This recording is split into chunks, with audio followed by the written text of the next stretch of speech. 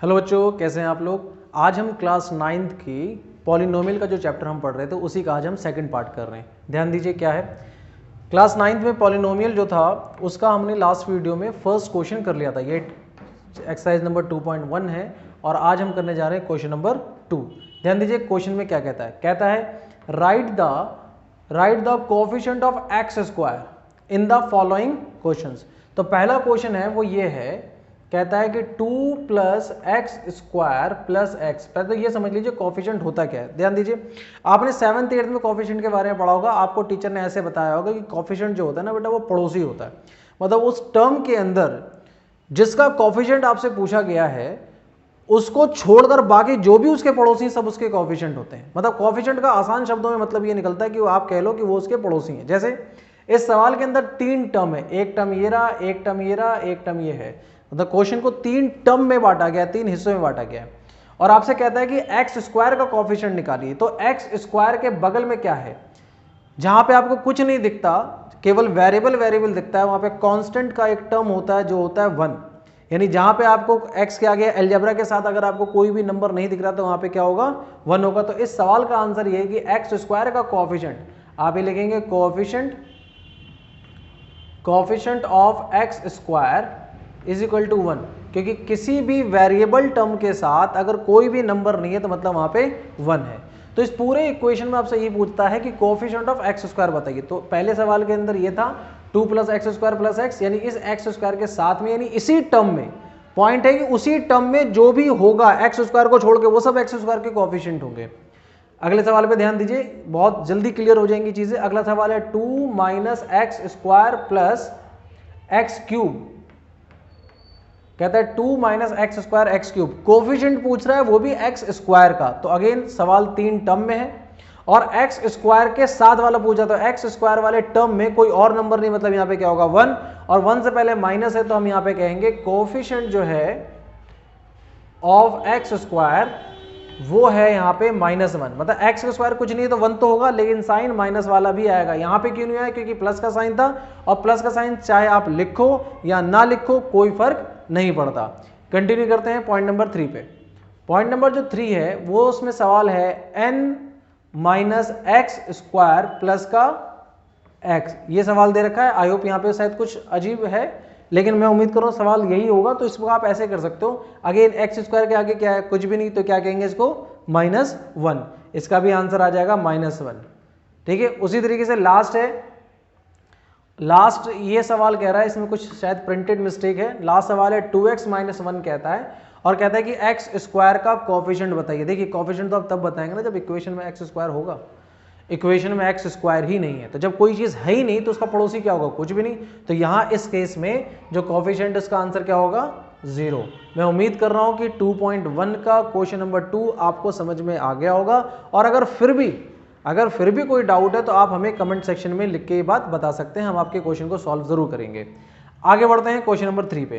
Question number 3 पे ध्यान दीजिए, इसी सवाल को कंटिन्यू कर रहे हैं, क्वेश्चन नंबर इसी पेज को। क्वेश्चन नंबर 3 क्या कहता है, ध्यान दीजिए। क्वेश्चन नंबर 3 कहता है give one example of a binomial of degree 35। अब बाइनोमियल क्या होता है, बाइनोमियल एंड मोनोमियल। इसने कहा give one example each of binomial. ध्यान दीजिए क्वेश्चन ने शब्द का इस्तेमाल किया है बाइनोमियल एंड मोनोमियल।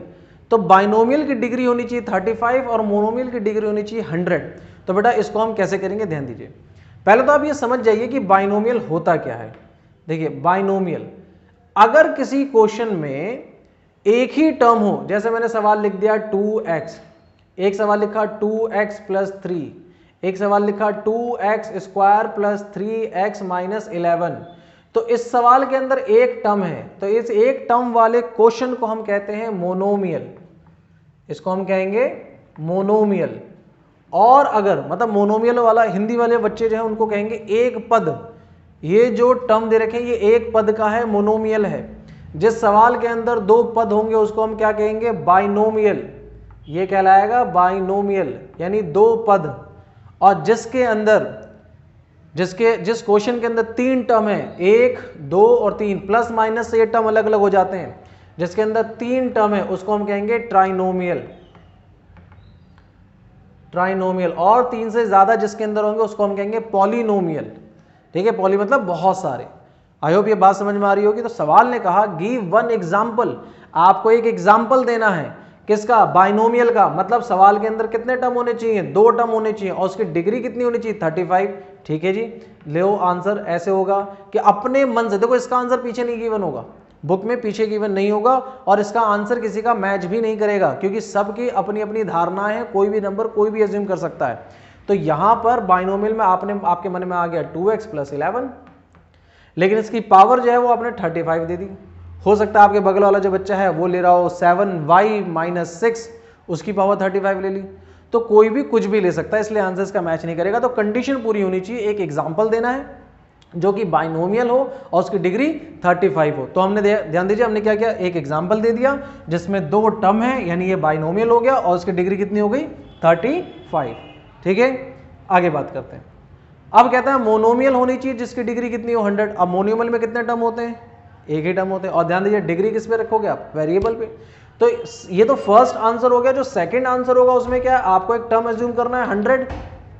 आपको बेटा यहां तक बात समझ में आ रही होगी। अब इसका नेक्स्ट पार्ट करते हैं। नेक्स्ट पार्ट क्या बेटा, मोनोमियल कहता है। अब मोनोमियल का मतलब क्या होता है, एक टर्म, यानी एक टर्म कुछ भी होगा। अब इसमें एक टर्म में हमने एक एग्जांपल ले लिया x, और उसकी पावर कितनी बोली है, 100। तो हमने उसकी पावर कितनी ले ली, 100, यानी मोनोमियल है और पावर कितनी, 100। ठीक है, तो सवाल ऐसा बोला था कि मोनोमियल हो, यानी एक टर्म का सवाल हो और डिग्री कितनी हो, 100, तो हमने वो पुट कर दी। एक सवाल कुछ भी ले लिया, x y z ABCD जो मन में आया वो ले लो, उसकी पावर कितनी रखनी है आपको, 100 रखनी है, हमने 100 रख दिया। आई होप ये वाली बात आपको समझ में आ गई होगी। अब ये क्वेश्चन नंबर 3 आपका हमारा कंप्लीट हो जाता है।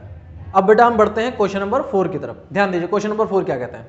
क्वेश्चन नंबर 4 कहता है right the degree of each of the following polynomial.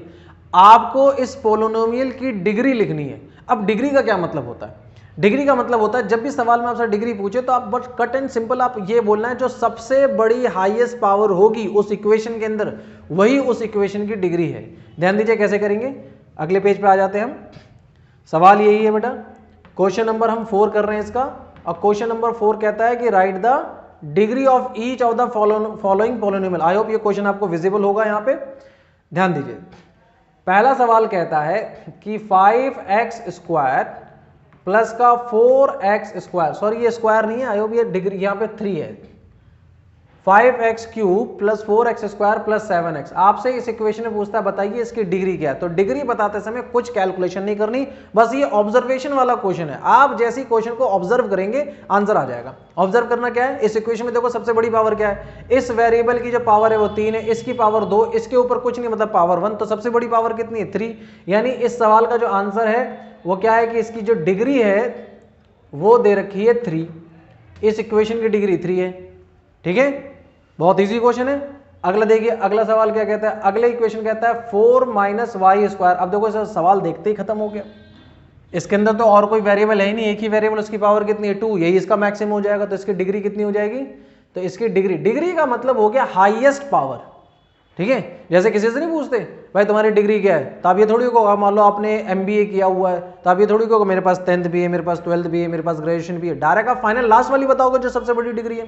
क्योंकि अगर जिस व्यक्ति ने मास्टर्स कर रखा है डेट में उसने ग्रेजुएशन भी कर रखी है, उसने 10th भी कर रखी है, उसने 12th भी कर रखी है, तो जो पावर जो सबसे हाईएस्ट वाली उसी से अंदाजा लग जाता है कि इसके पास क्या क्या है। तो जब आपसे पूछे भी आपकी क्वालिफिकेशन क्या, तो हमेशा लास्ट वाली डिग्री बताते हैं कि मेरे पास लास्ट डिग्री क्या है। तो वही इस इक्वेशन सबसे बड़ी पावर क्या है, जो सबसे बड़ी पावर है वही इसकी डिग्री है, तो मैक्सिमम पावर कितनी है 2, इसलिए इसका आंसर 2 आएगा। अगला सवाल तीसरा पार्ट क्या कहता है, तीसरा पार्ट कहता है 5t - 77। देखो वेरिएबल टर्म्स कितने, t एक ही है, अब उसके ऊपर कोई पावर दिख नहीं रही, तो जब कोई पावर नहीं, वहां पे पावर कितनी होती है 1, तो इसकी डिग्री कितनी होगी, तो इसका आप आंसर ऐसे लिखेंगे कि इसकी जो डिग्री है वो दे रखी है 1। आई होप ये बहुत ही सिंपल सवाल जा रहा है, आपको ये बात समझ में आ रही होगी। नेक्स्ट देखिए, नेक्स्ट क्या कहता है, नेक्स्ट में आपको दे रखा है 3, अरे पावर है 3, मतलब सवाल ही 3 दे रखा है।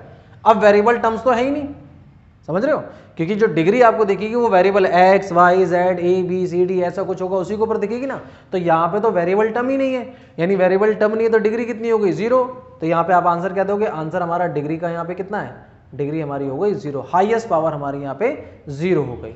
आई होप ये बात आपको समझ में आ रही होगी। बहुत ही सिंपल एक्सरसाइज है, बिल्कुल अगर ये एक्सरसाइज एग्जाम में आ जाता है तो 3-4 नंबर का आएगा, 3-4 नंबर आपके पक्के हो जाएंगे यहाँ पे।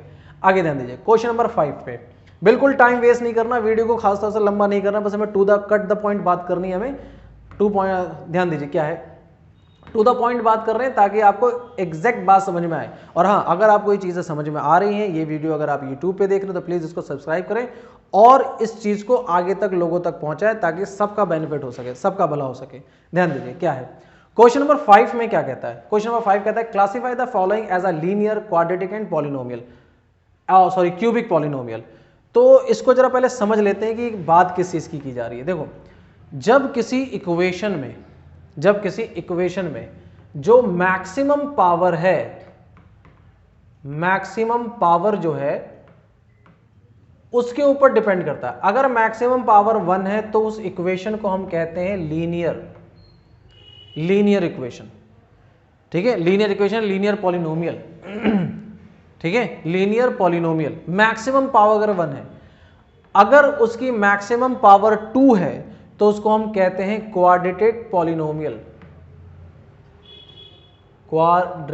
पॉलिनोमियल, और अगर मैक्सिमम पावर उसकी 3 है तो उसको हम कहेंगे क्यूबिक पॉलिनोमियल,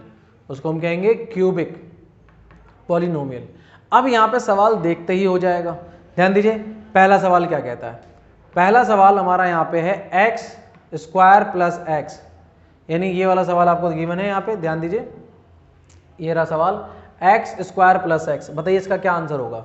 ये क्वाड्रेटिक है, मैक्सिमम पावर कितनी है इसके अंदर, मैक्सिमम पावर 2 है, इधर 1 इधर 2 है, मैक्सिमम पावर देखनी है।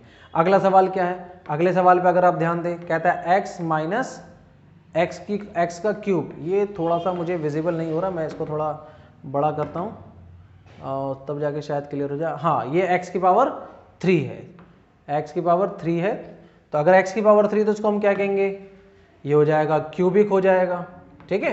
अगला सवाल देखिए क्या कहता है, कहता है वाई, ध्यान दीजिए मैं यहां पे कर देता हूं तीसरा, कहता है y प्लस वाई की पावर 2 प्लस 4, मतलब मैक्सिमम पावर कितनी है 2, तो ये क्या हो गया, क्वाड्रेटिक हो गया, ठीक है।